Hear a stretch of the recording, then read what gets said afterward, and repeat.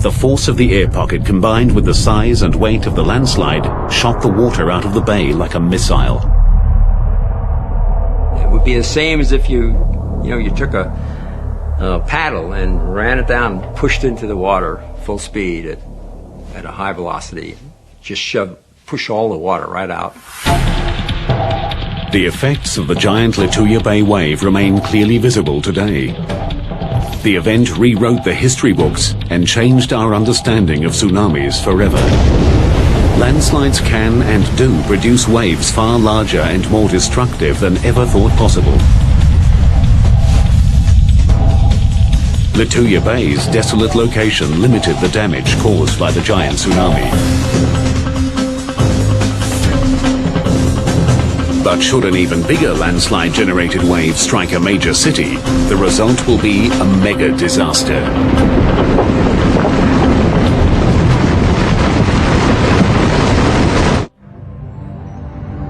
In 1958, a landslide-generated tsunami, taller than the Empire State Building, obliterated an Alaskan inlet. It was a devastating display of nature's power.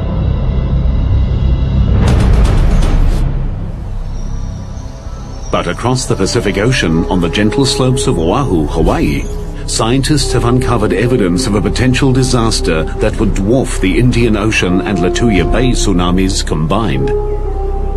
It's almost incomprehensible, the scale, the enormity of these things.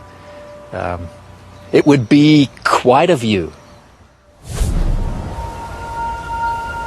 Gerard Fryer is a geophysicist from the University of Hawaii. He uses advanced computer modeling and field data to forecast tsunamis. His research has uncovered a potential wave so big that even the best laid evacuation plans may not be enough.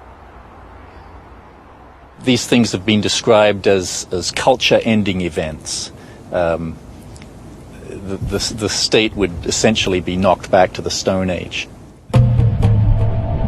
This mega tsunami would combine the dizzying height of a landslide-triggered wave with a tsunami that strikes a densely populated landmass. In this case, Hawaii.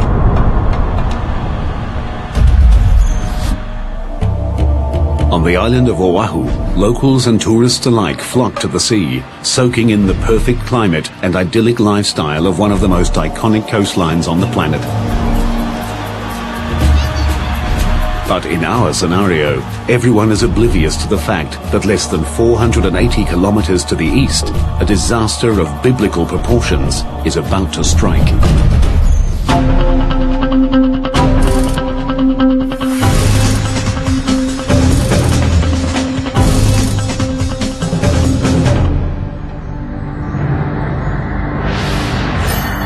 The mega disaster is triggered by the eruption of the world's largest volcano, Mauna Loa, on the big island of Hawaii.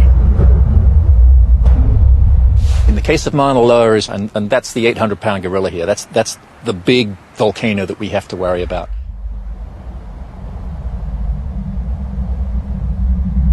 As Mauna Loa is preparing for eruption, the southwest rift zone of Mauna Loa inflates with magma. The entire mountain swells, which means that the outer slopes get steeper. There are probably a succession of small earthquakes, and then maybe a big earthquake that shakes loose this very steep western flank of the volcano.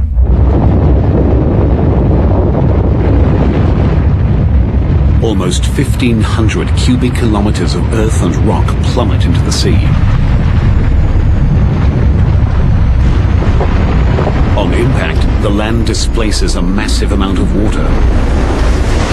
The ocean rushes back to fill the giant gap.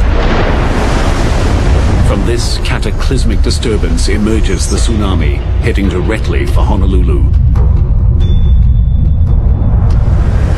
Estimated time to impact, 30 minutes.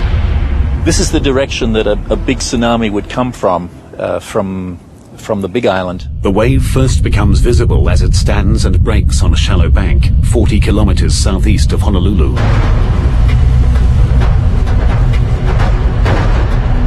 you'd see the sea rear up in front of you. It would be huge. It would rise up above you the size of a building, the size of a 10-story building. Surging inland at up to 70 kilometers per hour, the tsunami slams Honolulu.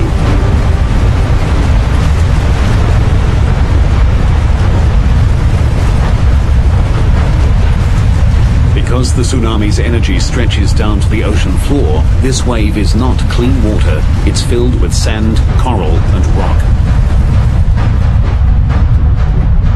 Water penetrates 16 kilometers inland before being sucked back out to sea in a lethal maelstrom of wreckage.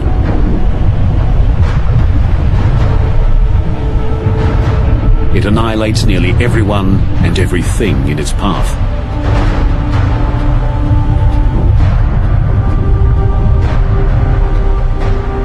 These giant landslides, as far as we can tell, they seem to occur during periods of high sea level when the climate is warm. Quite why that is, we don't know. But we are in a warm period right now with high sea level. So we should expect something like this within the next 10 or 20,000 years. As the unofficial tsunami capital of the Pacific, Hawaii is preparing for the future. Scientists continue to develop a global network of warning systems based on real-time seismic analysis and deep-sea wave sensors. Alarms will sound as soon as 90 seconds after the initiation of even a small tsunami. Tsunamis are global-sized events with global ramifications. They combine the almost unlimited power of the Earth with the gargantuan might of the sea. They are a humbling reminder of the transience of man and the awesome strength of nature.